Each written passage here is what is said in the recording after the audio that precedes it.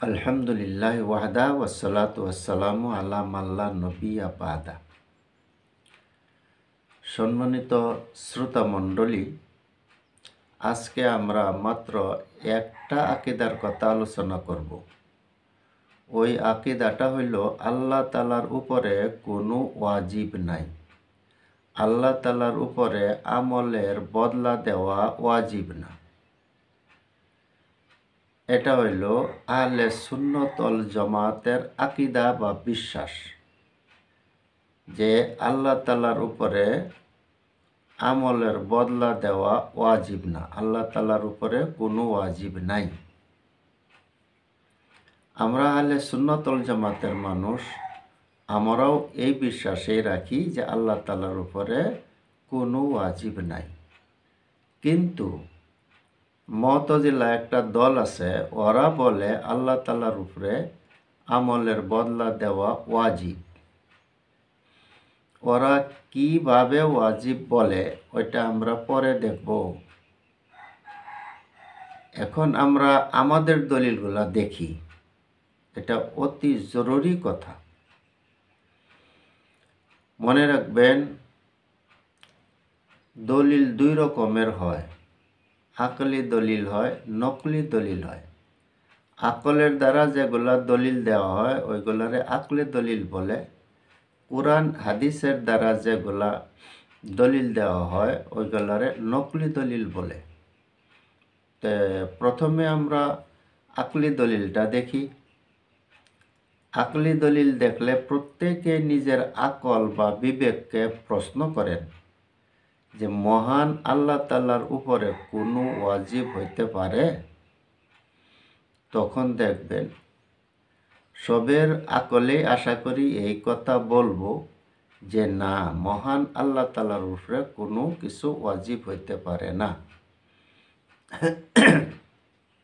কারণ আল্লাহ তাআলা একমাত্র স্রষ্টা। আল্লাহ আমাদের সৃষ্টি করছেন, আমরা আল্লাহর মখলুক। মখলুকের মধ্যে থেকে কেউ তো এরকম কথা বলতে পারে না যে আল্লাহ তোমার উপরে এটা জরুরি। ওইদিকে আল্লাহর সমকক্ষ কেউ নাই। সমকক্ষ থাকলে এরকম বলতো যে হে আল্লাহ তোমার উপরে এই কাজটা করা জরুরি। এরকম সমকক্ষও নাই। তো কে ওয়াজিব করবে আল্লাহ তাআলার উপরে? বোঝা গেল যে আল্লাহ তাআলার উপরে কোনো ওয়াজিব হইতে পারে না। এখন নকলি দলিল দেখি। এটা গেল আকলি দলিল। নকলি দলিল আল্লাহ তাআলা সূরা আল বাকারার 284 নম্বর আয়াতে বলতেছেন, আউযু বিল্লাহি মিনাশ শাইতানির রাজিম, ফায়াগফিরু লিমান ইয়াশা ওয়া ইউআযযিবু মান ইয়াশা ওয়াল্লাহু আলা কুল্লি শাইইন কাদির। অর্থ, আল্লাহ তাআলা যাকে চান ক্ষমা করেন, যাকে চান শাস্তি দেন। আল্লাহ সমস্ত বস্তুর উপরে ক্ষমতাশীল। দেখেন, এই আয়াতের মধ্যে বলা হইল আল্লাহর ইচ্ছায় যাকে চান ক্ষমা করবেন, যাকে চান শাস্তি দিবেন। আল্লাহ তাআলা নিজ ইচ্ছায় চলেন, এর উপরে কেউর কোনো ক্ষমতা নাই। আরেকটি আয়াত দেখেন, সূরা আল জুমার 4 নম্বর আয়াতে আছে, যালিকা ফাদলুল্লাহি ইউতিহি মান ইয়াশা আল্লাহু যুল ফাজলিল আযীম। অর্থ হইল এটা আল্লাহর দয়া, আল্লাহর অনুগ্রহ। আল্লাহ যাকে চান তাকে দেন। এখানে দেখেন আল্লাহর দয়াটা আল্লাহর ইচ্ছা কারে দিবেন, সব ইচ্ছার উপরে। আরেকটা আয়াত দেখেন, সূরা আল হজ্জের 14 নম্বর আয়াতে আছে, ইন্নাল্লাহা ইয়াফআলু মা ইউরিদ। আল্লাহ তাআলা নিজ ইচ্ছায় চলেন। এখানে 3টা নকলি দলিল পাইলাম কোরআনের আয়াতের দ্বারা। শর্টর মধ্যে কি পাইলাম, যে আল্লাহ তাআলা নিজ ইচ্ছায় চলেন, আল্লাহ সমস্ত বস্তুর উপরে শক্তি রাখেন, আল্লাহ তাআলার উপরে কেউ কোনো শক্তি রাখে না।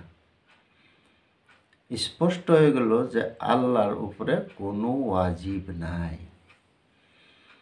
আমরা আকলি দলিল আর নকলি দলিলের দ্বারা পাইলাম আল্লাহ তাআলার উপরে কোনো কিছু ওয়াজিব হইতে পারে না। আমলের বদলা দেওয়াটাও আল্লাহ তাআলার উপরে ওয়াজিব না, বরং এটা আল্লাহর দয়া। আচ্ছা, আমাদের এই প্রমাণটা পাইলাম, কিন্তু এখানে একটা প্রশ্ন হয়, আল্লাহ তাআলা যে নিজ ইচ্ছায় যা ইচ্ছা তা করেন, এখানে একটা প্রশ্ন হয়। সূরা আল বাকারার ইউআযিবু মাইয়াশা যে বলছেন আল্লাহ তাআলা যাকে চান তাকে শাস্তি দিবেন, এখানে তো গুনাহগারকে শাস্তি দিবেন এই কথা বলছেন না, নেক মানুষরাও শাস্তি দিতে পারেন, এটা এখানে বোঝা যায়। যদি এরকমই হয় যে আল্লাহ নেক আর বদ নাই, যারা চান তারা শাস্তি দিবেন, তখন মানুষ কোন আশা লইয়া নেক আমলগুলা করব, এটাই প্রশ্ন। নেক আমলগুলার কোনো পাওয়ার কোনো আশা এখানে দেখা যায় না। এটার উত্তর শুনেন, বহুত দরকারি কথা। মনে রাখবেন, আল্লাহ তাআলা আল্লাহর ইচ্ছায় চলেন, এটা হইল আল্লাহ তাআলার একটা সিফত, আল্লাহ তাআলার একটা গুণ। এরকম গুণ বহুত আছে। আমি মাত্র 3টা গুণের কথা এখানে বলতেছি, ওইগুলোর দ্বারাই এই প্রশ্নের উত্তর আসবে। 3টার একটা হইল যে আল্লাহ তাআলা এখানে কোনো জুলুম নাই, আল্লাহ তাআলা জুলুম করেন না। 2 নম্বর গুণটা হইল আল্লাহ তাআলা ইনসাফ করেন, ইনসাফ করনেওয়ালা। 3 নম্বর গুণ হইল আল্লাহ তাআলা ইনসাফের উপরে আবার দয়া করেন। ধরেন আপনার কাছে কেউ 5টা টাকা পায়, এই টাকা যদি না দেন তে আপনি জুলুম করলেন, আর যদি দেন তে ইনসাফ করলেন, আর যদি 5 টাকার দেওয়ার পরে আরো বেশি দিলেন তে দয়া করলেন। আল্লাহ তাআলার কাছে জুলুম নাই এর অর্থ হইল আল্লাহ তাআলা আমাদের নেক আমলকে বরবাদ করবেন না, জুলুম করবেন না। ইনসাফ আছে এর অর্থ হইল আল্লাহ তাআলা আমাদেরকে যতটুক পাই ততটুক দিবেন। এরপরে দয়া আছে এর অর্থ হইল যতটুক পাই তার থেকে বেশি দিবেন। পরিষ্কার হয়ে গেল যে আল্লাহ তাআলা এখানে আমরার সব পাইবার আশা হয়ে গেল, নেক করলে সব পাইমু, আমাদের কি হয়ে গেল, বিলকুল আশা হইল, কোনো এর মধ্যে সন্দেহ নাই।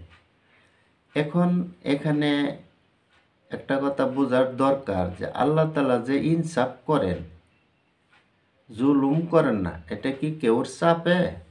বলেন না, না, কেউ ওই চাপ দেওয়ার মতন নাই।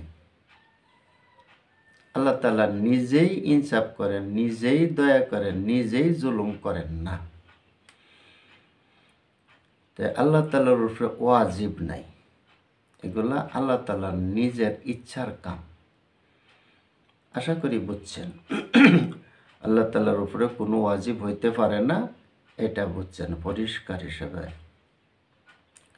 আরেকটা কথা বলি, ওইটা বললে আরো পরিষ্কার হবে এই কথাটা, যে আল্লাহ তাআলার উপরে কোনো ওয়াজিব নাই। ওইটা হইল, ধরেন আল্লাহ তাআলা সমস্ত নেক মানুষকে দুজকে দিয়া দিলেন। দুজকে দিয়া দিলে আপনার আমার ধারণা কি করব, যে আমরা বুঝবো যে এটা আল্লাহ তাআলা ইনসাফ করছেন না, নেক মানুষকে দুজকে দিয়া দিচ্ছেন।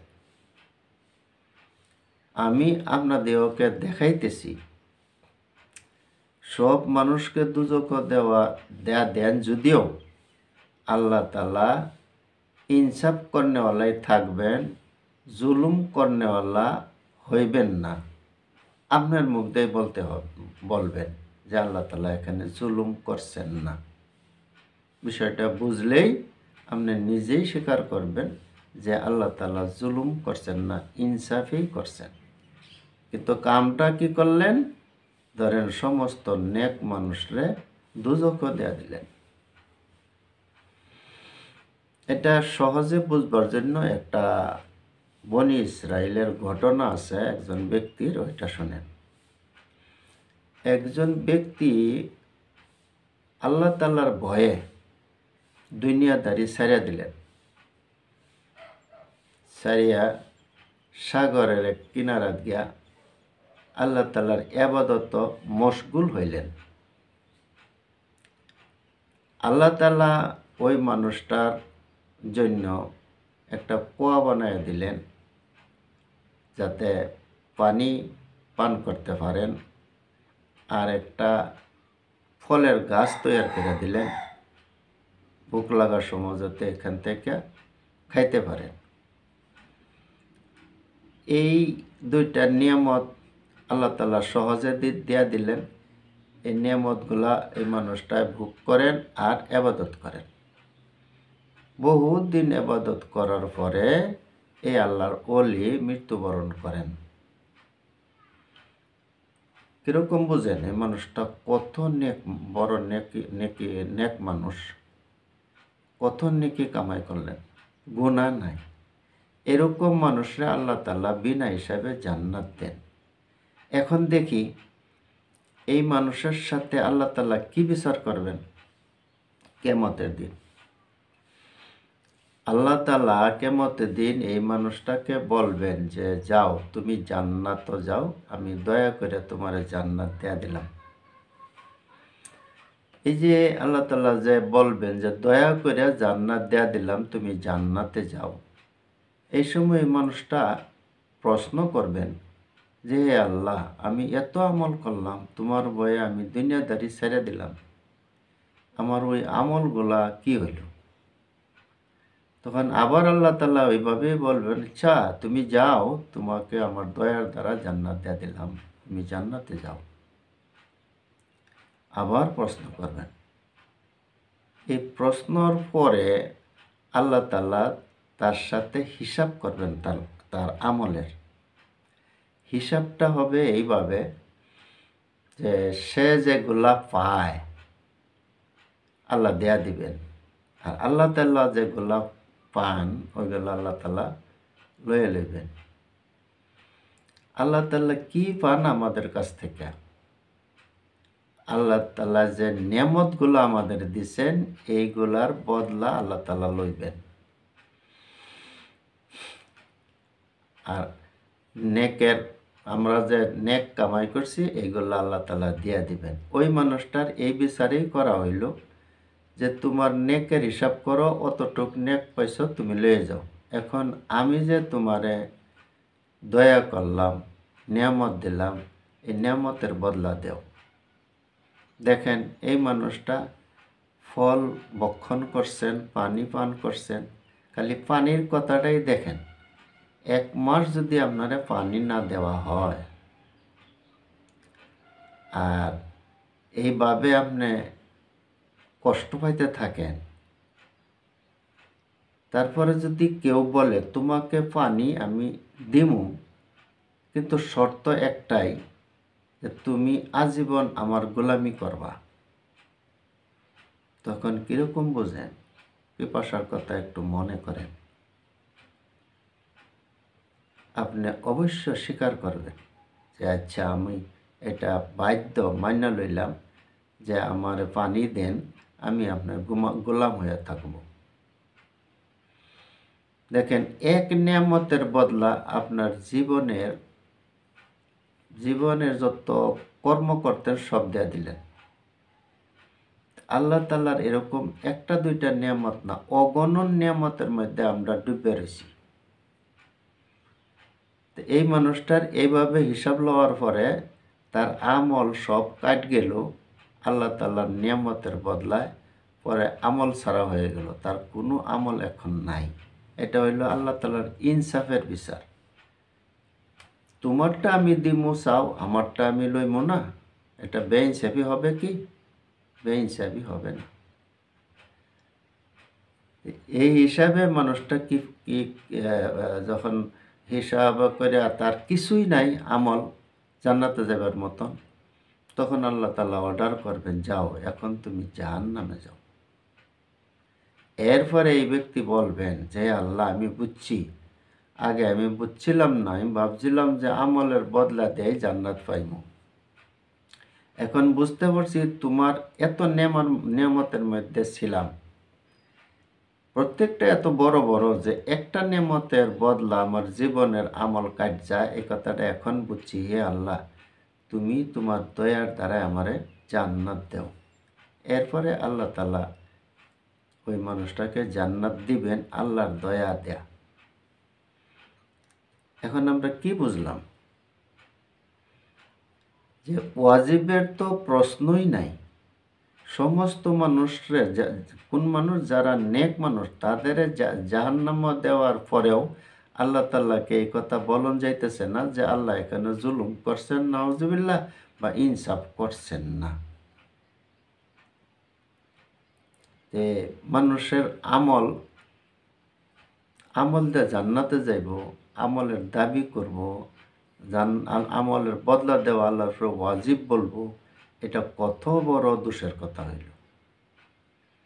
ভাইয়েরা, বন্ধুরা, আশা করি বুঝছেন যে আল্লাহ তাআলার উপরে কোনো ওয়াজিব হইতে পারে না। যদি এই কথাগুলো বুঝছেন, তো এখন আমরা দেখি এই ঘটনা হইতে আমরা কি পাইলাম। পরিষ্কার তো এটা পাইলাম যে ওয়াজিবটা হইতে পারে না। ওয়াজিব তো দূরের কথা, যদি আপনি খালি দাবি করেন যে আমার আমলের বদলা দেন, আমি জান্নাতে যাইনি, তখনই আপনি বিপদে পড়ে গেলেন। আমরা এই ঘটনা হইতে 4টা বস্তু পাইলাম। এই 4টা বস্তু ভালো করে মনে রাখবেন, সবাই কাজে লাগবে। 1 নম্বর হইল, আমরা এটা পাইলাম যে আল্লাহ তাআলা আমাদের জন্য 2টা কোটা বানাইছেন, একটা রহমতের কোটা, একটা হইল ইনসাফের কোটা। যেরকম এই মানুষটা রহমতের কোটার মধ্যে তার নাম, এই রহমতের দ্বারা সে জান্নাত পাইব।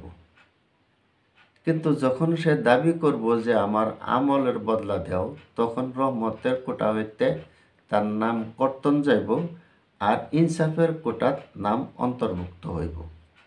ইনসাফের কোটার নাম অন্তর্ভুক্ত হওয়ার পরেই তার উপরে এই মুসিবত বিপদগুলো আসবো। আমরা পাইলাম যে আল্লাহ তাআলা আমাদের জন্য 2টা কোটা বানাইছেন, রহমতের কোটা আর ইনসাফের কোটা। 2 নম্বরে পাইলাম যে আমলের বদলা দেয়া জান্নাত পাওয়া যায় না, এই কথাটা স্পষ্ট পাইলাম।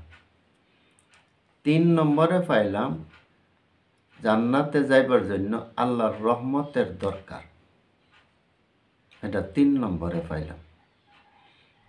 4 নম্বরে পাইলাম যে আল্লাহর রহমত পাওয়ার জন্য নেক আমল করার দরকার।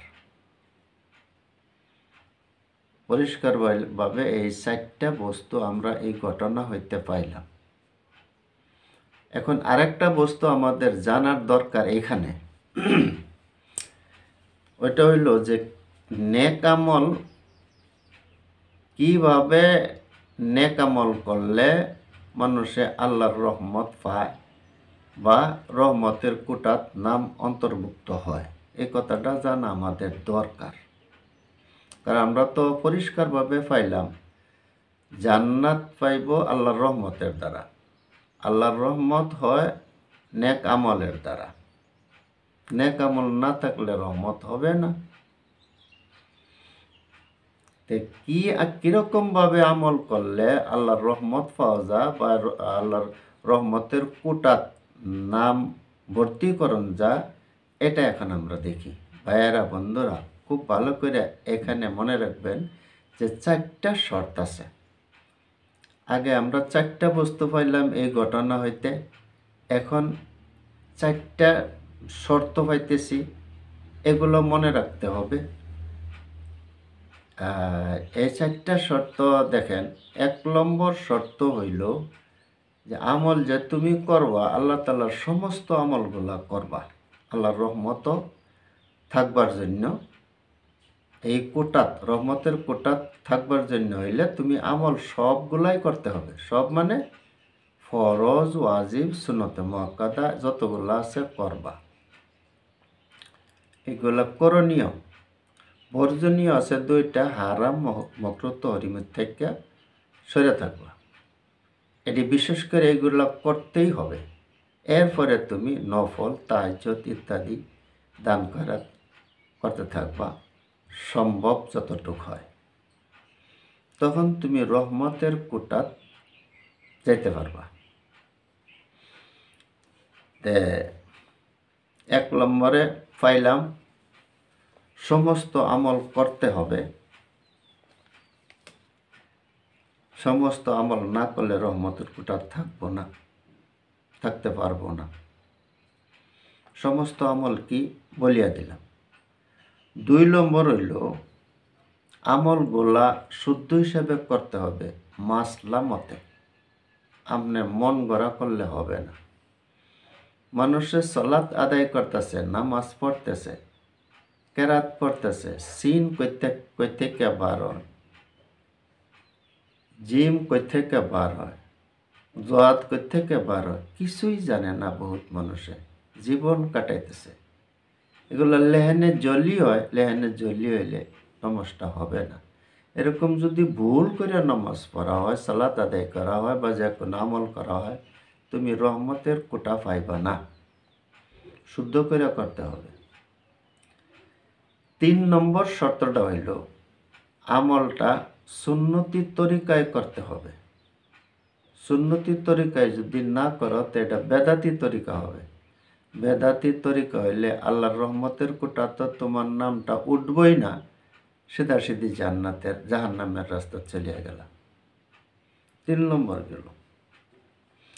4 নম্বর হইল আমল যে করা হবে, সমস্ত আমল যে আপনি করবেন, এই আমল করে আল্লাহ তাআলার রহমতের আশাবাদী হয়ে থাকবেন।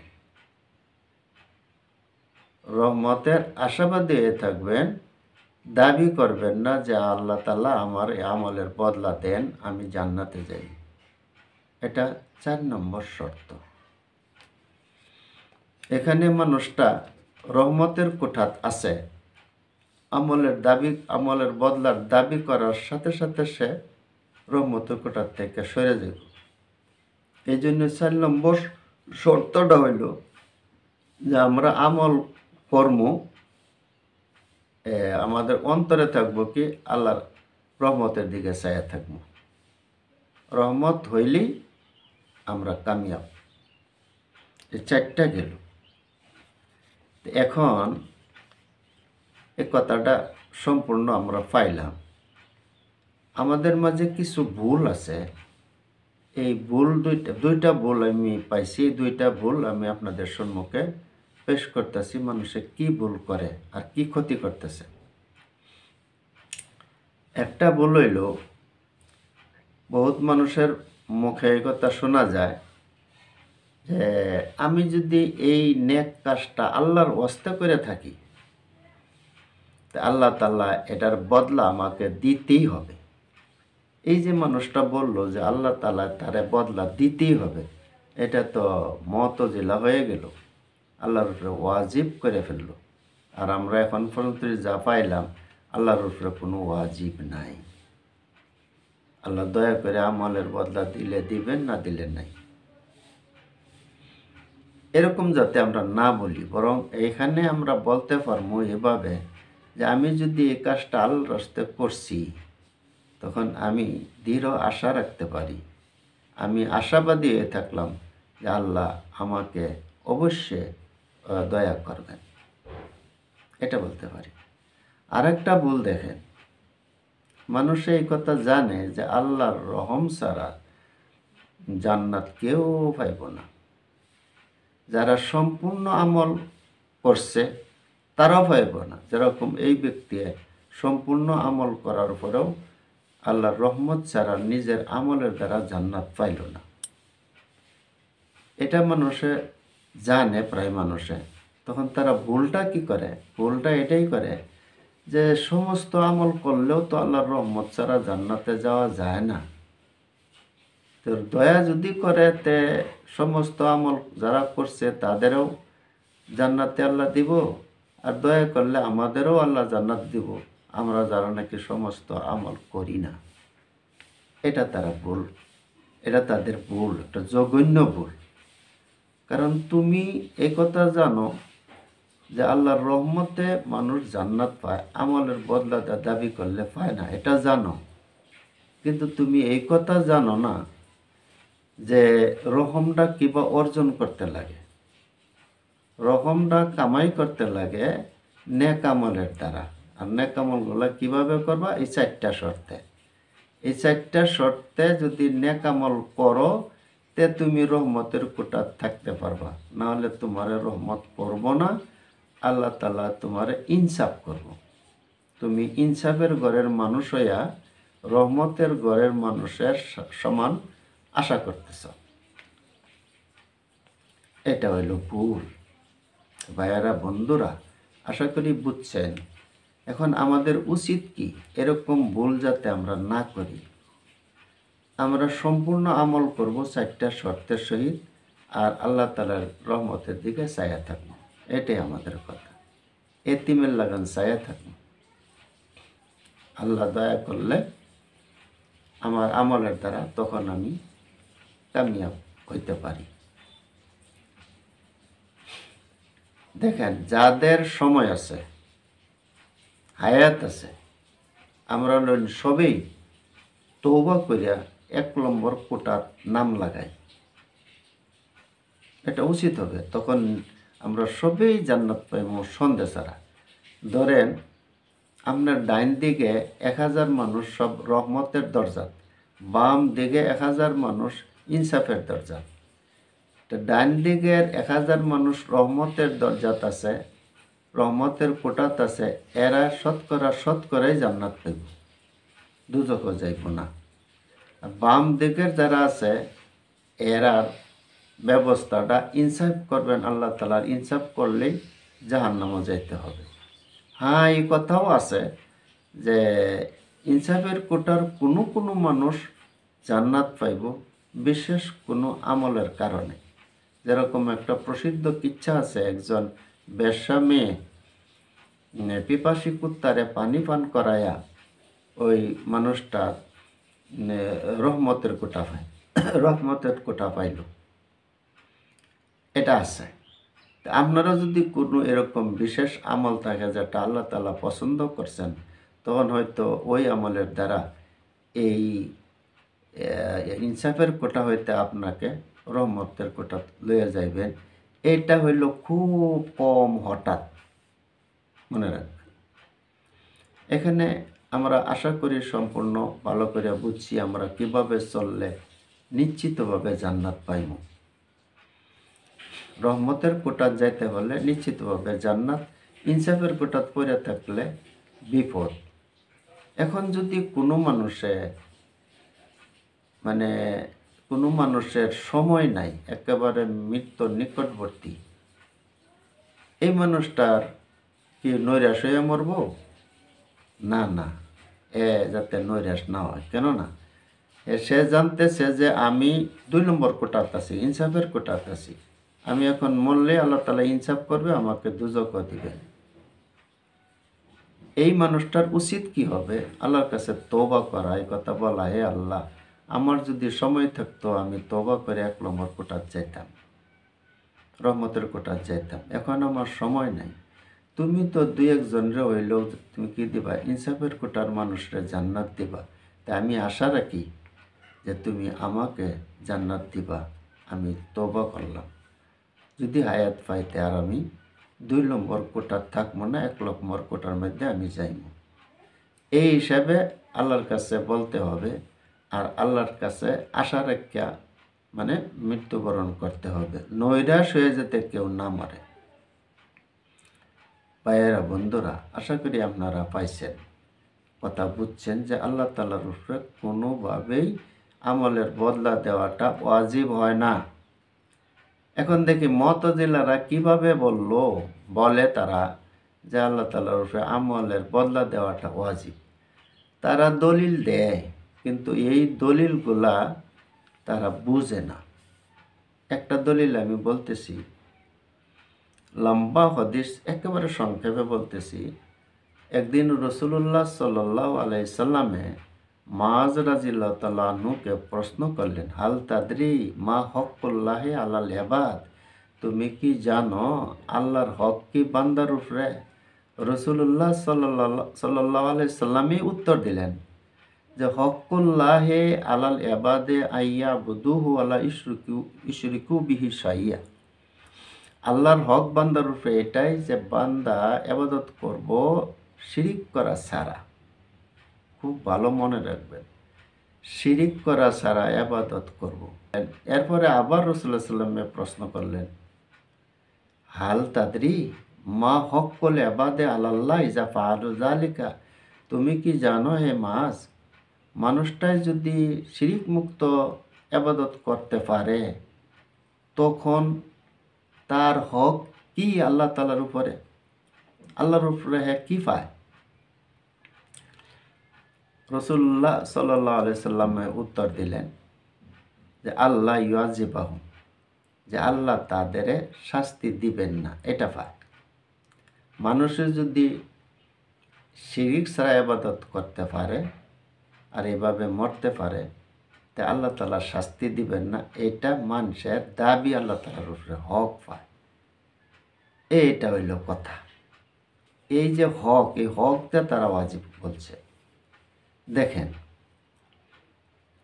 যদি আপনি ওয়াজিব বলেন, তে আল্লাহ তাআলার ওই আয়াতগুলোর অস্বীকার করা হইল যেগুলোর মধ্যে আল্লাহ তাআলা বলতেছেন যে আমি নিজ ইচ্ছায় কাজ করি, আমার উপরে কোনো ওয়াজিব নাই, কেউ ওয়াজিব করতে পারে না।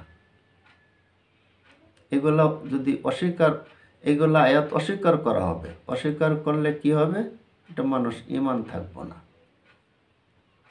এখানে দেখা যায় হাদিস যে হক আছে,